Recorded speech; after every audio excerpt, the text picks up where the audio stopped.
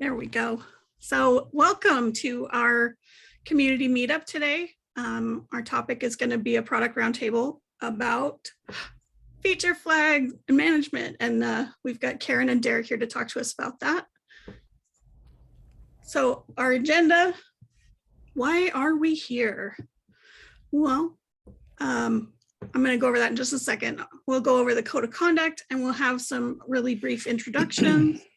And then we'll dive in to our feature flag management, and then we'll do some other product updates and we can take questions at that point. And we'll give you a brief community update and we'll be all done. So why are we here? We're here to meet each other, to learn something about Liquibase, to ask questions and share problems, and to share insights and information with one another. And then we also have a code of conduct, but I think most everybody's pretty familiar with that at this point. If you would please change your display name so that we can see who you are, where you are, and what you do. That kind of helps us to have a little bit of a virtual introduction. So I'll give everybody a minute to do that. You should be able to just click on yourself in the participants list and go to rename.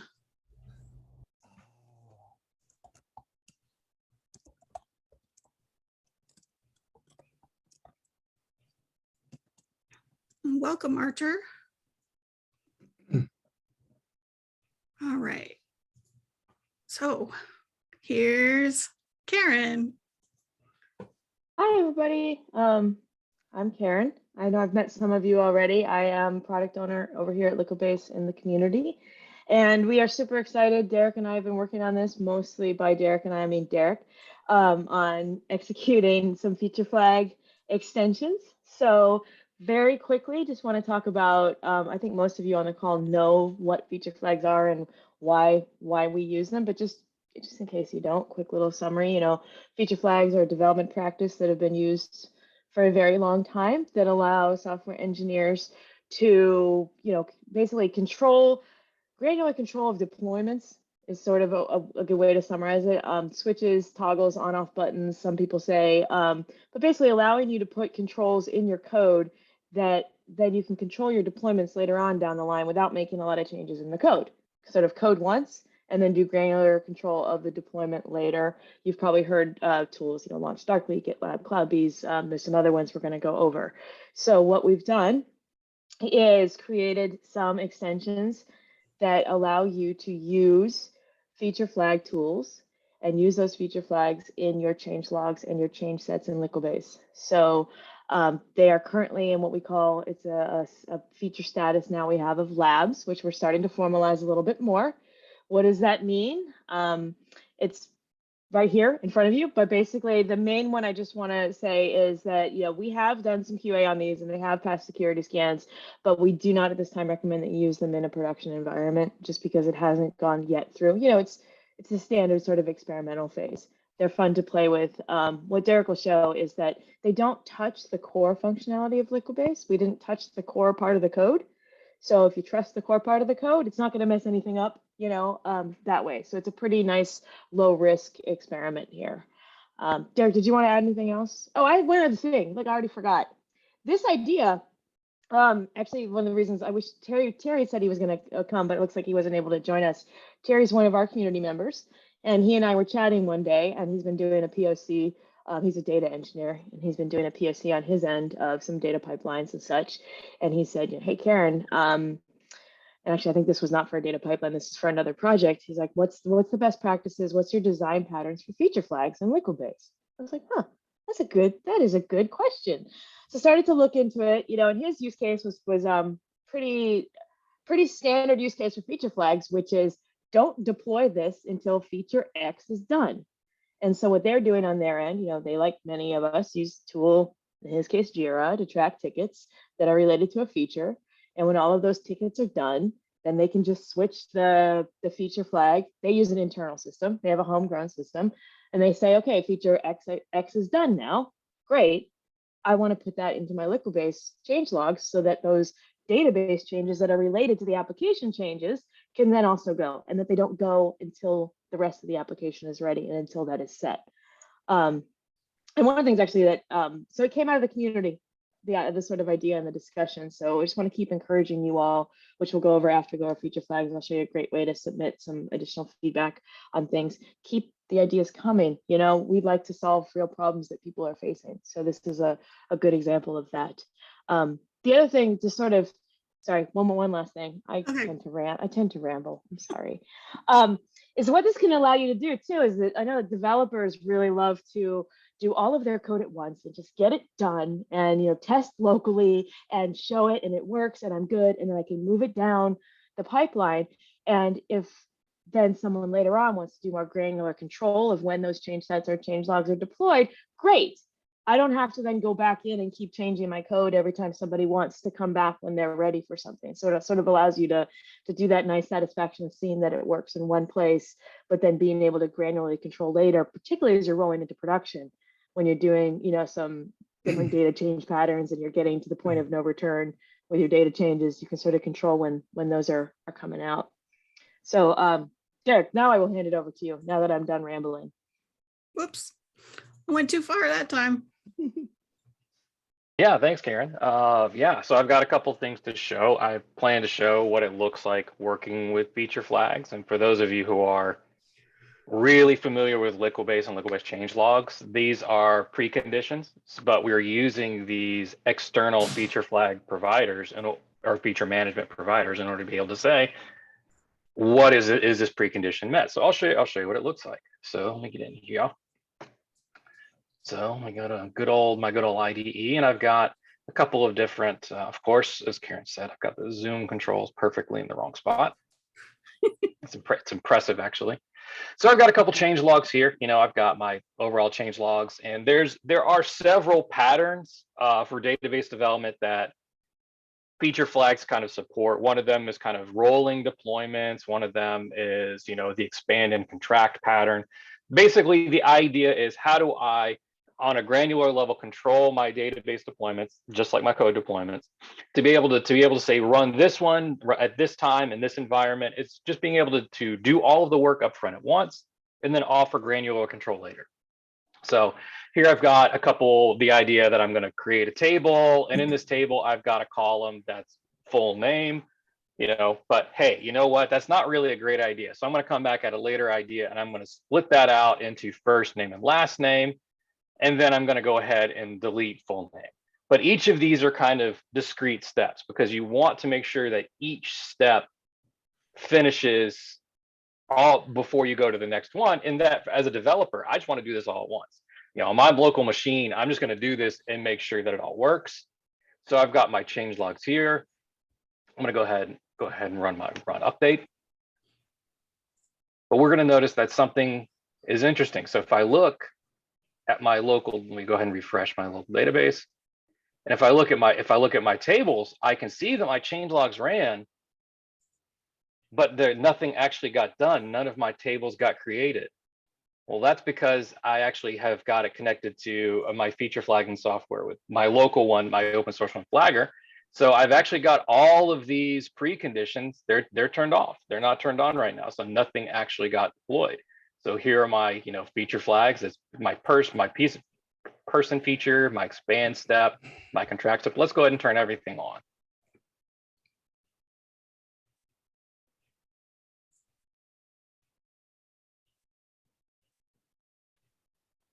Now let's run that same update again.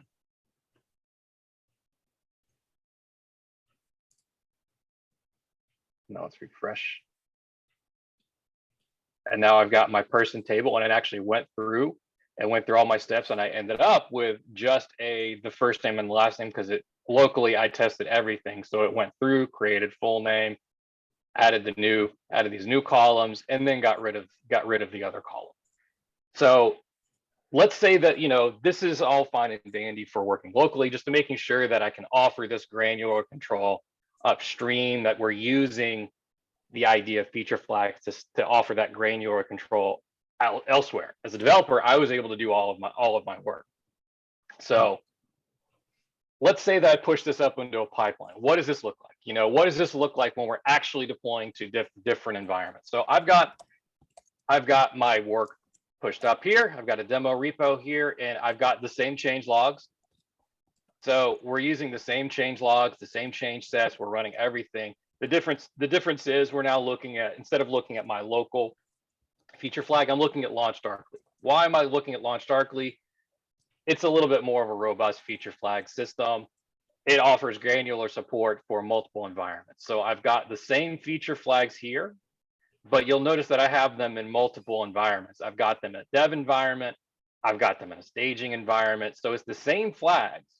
So when we look at my automation, I've got these two different. I've got one that'll deploy to staging, one that'll deploy to my testing environments, but they're all the same change logs. So I'm running the same change logs. I'm running the same automation. I've got the two different pipelines, but what's different about them? So if I look at my testing, I'm going to run this job, but let's look at what feature flags are for my dev environment. So I've got these feature flags. So I'm going to run it once with everything turned off.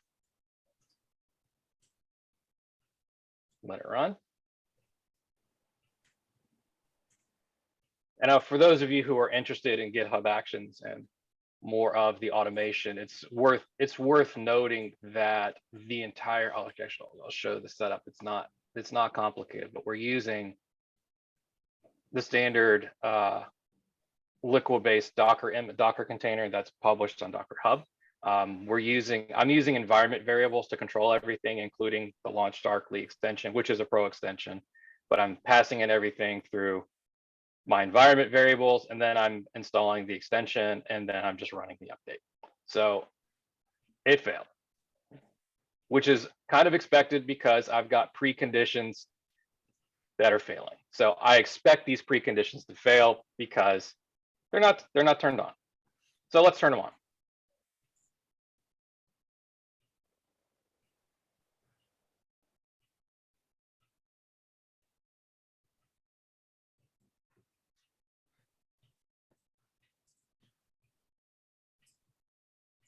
And of course, I'm triggering these manually, but in real automation, you would have some kind of trigger from an actual development event, or I mean, you can also have manual triggers, but in this case, I'm doing a manual trigger just so I can do it here. But we're using the idea here is that we've got the same change logs going to different environments, but we may want different things to happen. We may not want everything to go to, we want everything to go to our testing environment. But let's say that we only want the first couple of steps. We don't want to delete the full name column just yet. So let's wait for this job to finish so we can take a look at everything. Let it run update. There we go. Update was executed successfully. So let's go look at it. So let's go look at this. I've got my testing environment here, which it's a Postgres instance, and RDS, it's AWS instance. So let me look at my databases here. And it looks like it did locally. So I've got, looking at the columns, I've got my ID, state, first name, last name, just like it looked locally. This is what I expect it to look like when I fully run all of my change logs. So let's go look at what's going on in my staging environment. So I've got my, I definitely want to deploy the feature. Let me turn that on. I definitely want to my application I want to expand the table. So I want to add those first name and last name fields. But you know what? I'm not ready to delete the full name feature yet. Maybe I've got some reporting elsewhere that relies on that. We're just not quite ready to delete that column from the database yet. So I'm only going to run, these two. I'm not going to run the third one. So now let's go run the job, and thank you, GitHub. So let's run the staging job.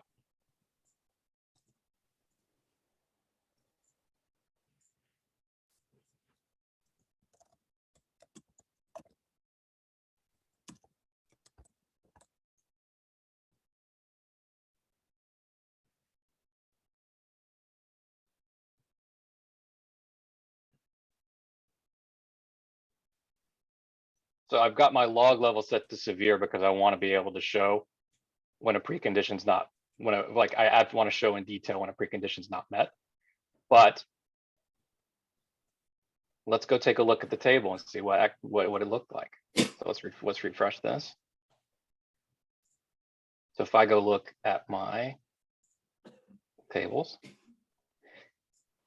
and you'll notice that I've got more columns than I do in my testing environment.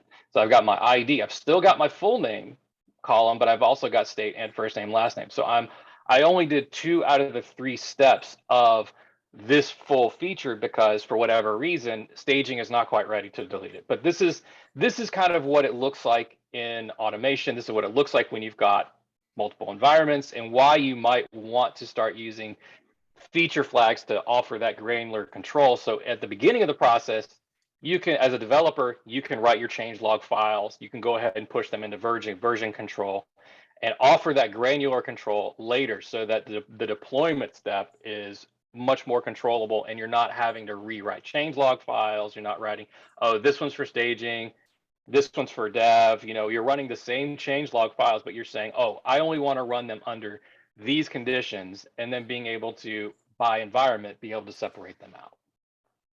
That thus concludes the demo. There we go. Thank you, Derek. All right, let me open up my screen again. Are there questions too, or? Yeah, Discussion I points? actually have that written into the, Oh, cool. Sorry, I'm jumping ahead. it's all right. Next one. Oh, we had the questions I think we put after this, but if anybody has any questions about this, let's go ahead and take them right now.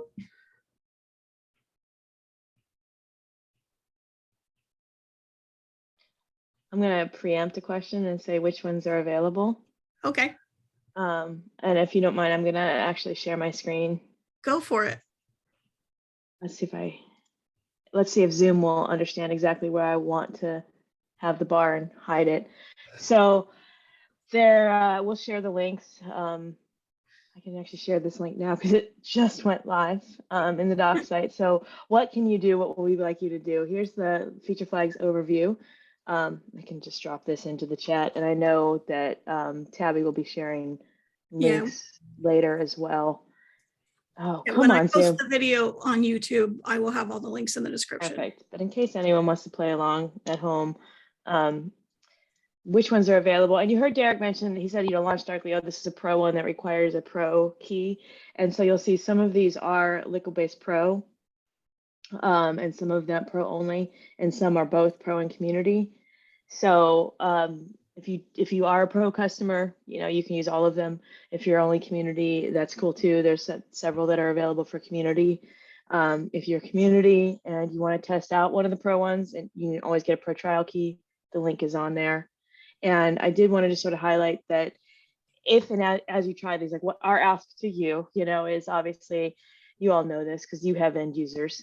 The more input we get from end users about how it's working, how it's not working, how you wish it worked, how important this is to you, the better. And I wanted to just sort of show you how to do that. There's a link here, which we talked about this a little bit in our last quarter in our first sort of product roadmap meetup, whatever we call it. And this is our idea portal.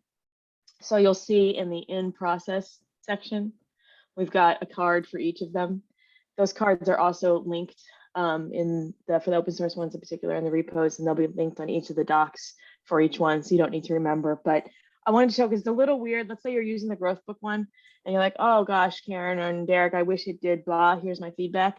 In order to type feedback, you have to say how important it is to you, because we like to understand, sort of the impact of, so if let's say this is critical, it's really critical that you have this do X, just type it in, you put your email address in and hit submit.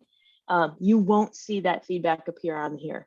It comes into the backside, and then we decide sort of when to publish it. Just a way of us keeping a lot of, potential spam out of there. So that is how you do feedback on these. So the ones that we have, you see the list right here. Are any of you using feature flags right now at all in your development?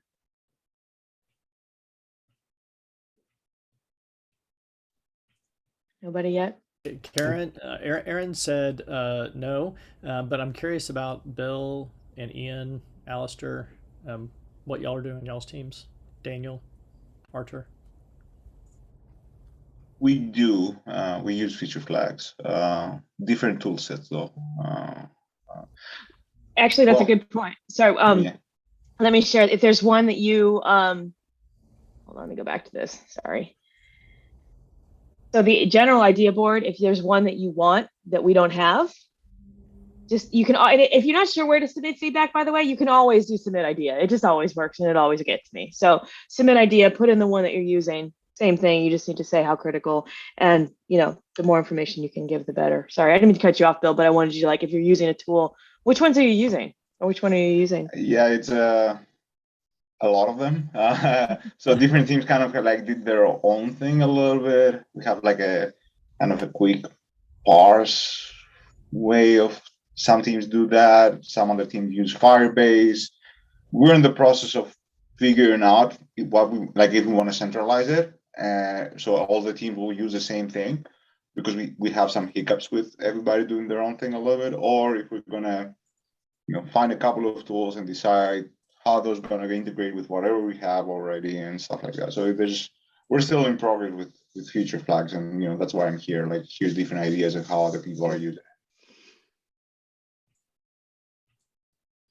And I recommend you check out a website that's featureflags.io. It is actually a very good neutral overview on feature flags, and it goes into some of the homegrown versus centralizing. It goes into, like, it even goes into some of the database migration patterns. So it's actually a very good overview. So if you're looking to just gather some more information to kind of like present to the team and help kind of discuss the overall feature flag strategy, I do recommend that site. Oh, sweet. I'll definitely look it up. Thank you. Alistair, I was curious, what's your team doing, or what are your teams doing? I work for Cockroach. I'm not using it actively myself. I'm just tagging along because I'm trying to get up to speed with Liquibase at the moment. Great. So I don't have an actual use case. Fair enough. Ian? Sure. I'm also a potential future user at the moment. I'm just familiarizing myself with Liquibase. Excellent. Are y'all using feature flags with your engineering teams at all? No, I'm aware of them, but my teams are small enough that we haven't needed them so far. Perfect. Well, Nice. you will get to that point. Things will get Fingers crossed. Right. Absolutely. Artur, I was curious if your teams are using feature flags at all yet. All right. Well, how about you, Daniel? I haven't used it actively, but one of the teams for a company that I used to work, we were using it because there was some features that were applying to some financial entities, but not applying to some others. So it was very useful there. We were using for this launch darkly. Mm-hmm. Yeah, basically that. But yes, same. I don't have like a real example of. Well, I'm not sure if I can provide that information. No worries. We were just curious. I mean, a lot of it is exploratory right now for us as well. Just trying to understand what people are doing, what people are not doing, kind of where they are. I think we internally have just started using feature flags, or we're at least dipping our toes in the water. And we've been around for doing this for 15 years, if you think about it. So I think they are new for a lot of people. So no worries at all. When I have a little chip on my shoulder too, and this is us trying to stay a little bit ahead of the curve. The chip on my shoulder is in DevOps, CI/CD world, database tends to get left out of the discussion. And for all the various reasons that everybody on this call knows about, it's hard.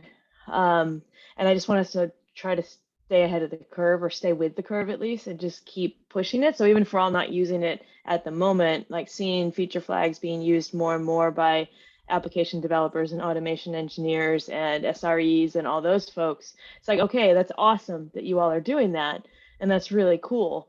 And what about when it involves database changes? are you thinking of this? So a lot of this too is, yeah, it's definitely research gathering of like, let's put ourselves out there and say like, are you thinking about this? Like, we need to think about this. This is our first effort at coming along and solving it with everybody at the table. So the more input we get, like, again, even if you're not actively using it, if you think of something where you're like, wow, we should have thought of that, or this might break that, or it'd be really cool if it helped us in this case, please send in those thoughts. It's very helpful. Yes. All right, I'm gonna come back over here. So here are some of our other product updates that we've had since our last meetup. We have released 4.10.0. Is that right? It's 0.0. Yes. Okay. And we've added a few things. You can see the list here. All of this stuff is in the release notes, which is available on our doc site and on GitHub. And then we wanted to thank our new contributors, of which Karen is one and Felton MA is the other. So we didn't have very many contributors this release, but we are always grateful for the ones that we have. And if you feel like helping out, you can always click on the community link on our website, and it'll give you all the different ways that you can join in and help out. We did the idea board. Do you want to review what's on there, Karen, or? Sure. There's actually just a couple others I wanted to just highlight, because this is a follow-up to, and this is my little project in development too. So we have more than we had last time, but it's definitely still not comprehensive. Can you zoom it in just a little bit? I'm Sure. blind and I can't read it. That's okay. I have my thing at like 80%, so that's a good. So under consideration is just all sorts of different ideas that have been coming in.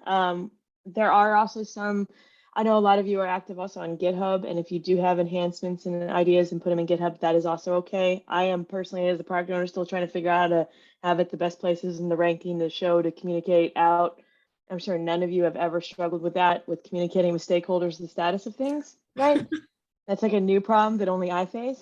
So I'm also glad to see everybody smile, so you understand I'm one of the most sarcastic people in the world. So sometimes it doesn't translate. That was a joke. I did also want to say, and more also, I'll be working to delineate too, because this is all ideas, and some ideas will become pro only. It will happen. And you know, I obviously have a very strong community bent, open source all the way. So I will try to go there. I know we all work for companies that also make money, so we all understand sometimes, you know, we need money to support the fun open source part of the project as well. So when you see some things come, when they start to go in process, you'll see us start to split them out so you can see. If you have a strong opinion, please, you know, drop it in here. If you're like, yeah, no, this one should really be open source and here's why, please give us that feedback, you know, or vice versa. Hey, I would be willing to pay for that. We always appreciate that as well. But I did want to show you some of the other things that are in process. So a big one, I don't know if there's any Snowflake users. Any Snowflake users on the call? All right, I see a Snowflake. All right, so that, the full support of it. I think actually, Daryl, didn't you in our last, this was one of your cards, I think, wasn't it? Probably. Probably. So, because I think, yeah, you all are using more and more Snowflake. So that is in process. So stay tuned for updates on that. The other ones too I wanted to highlight are, we do have these two also available in labs. They're not, I'm not sure the documentation status on them right now. If you're interested in using them, just reach out. If anyone uses HashiCorp Vault for secrets management or CyberArk, those are also pro only right now. Coming up planned, Mongo is in play right now. Any Mongo users? I've seen quite a few out in the wild in the forums and stuff. Yeah, so that's happening. We have a project of working on the improving developer tests, because right now we have an ongoing project in the community of trying to lower our barrier for development, you know, for contributing. So we are looking at improving the Spring and Spring Boot integration. I'm sure some of you experience that fun on a regular basis. And two minor ones. So I'll be like, we, as you know, have been growing our community team. And so we've been really focusing, and some of you have probably seen, on increasing the velocity of delivering fixes and maintenance. Again, a problem I'm sure none of you also have ever had to deal with as well as developers and engineers. And we've picked it up and it's great. It feels really good and you're starting to see the benefit of that. So the next probably month or so, we're still really focused on that. And then we're going to get into starting to split our time a little bit more into some feature enhancements for the community as well. So you'll see 2 in here that kind of came out of they're small, but they came out of our last discussions. And I did want to just show that we are going to be looking into doing those. And so keep an eye on that. And the ones that Hey, are Karen, real quick. Yeah. If you go back to that idea ones, the one on the far right, the quality checks, GitHub action. Thank you, Mario. That one is actually completed. Oh, Yeah. The Is it released? Yep. Yes. I don't know if cool. Derek has tried it, but Steve and maybe Derek are working on it, but Steve pushed that, I think, last week. Oh, good. Okay. It's fresh. So those If of you do using quality checks, you can tie them into your GitHub actions and have them trigger automatically on PRs. that's awesome. Does anyone have a link for how to do the quality checks?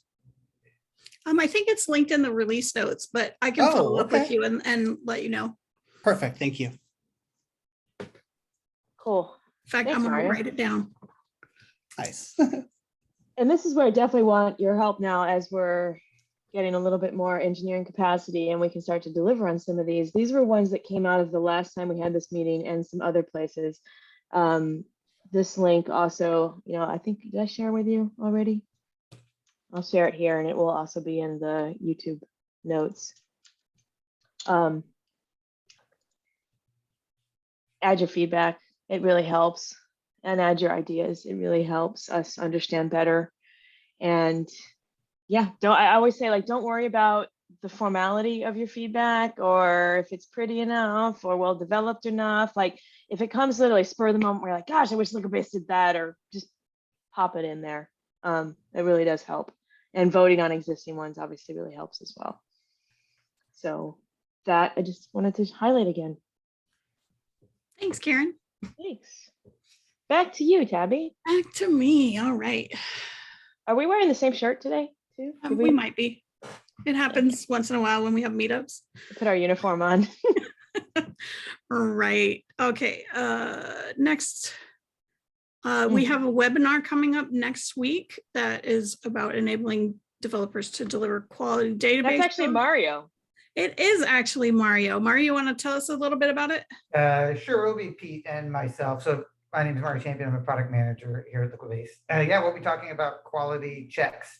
There are kind of 2 main kinds of quality checks that deliver benefits to your change log, making sure it's up to compliance, and one that looks at the database in and of itself. So there's 2 kind of dimensions to quality checks. So we're talking about why you would use one, when you would use the other, kind of the requirements around it.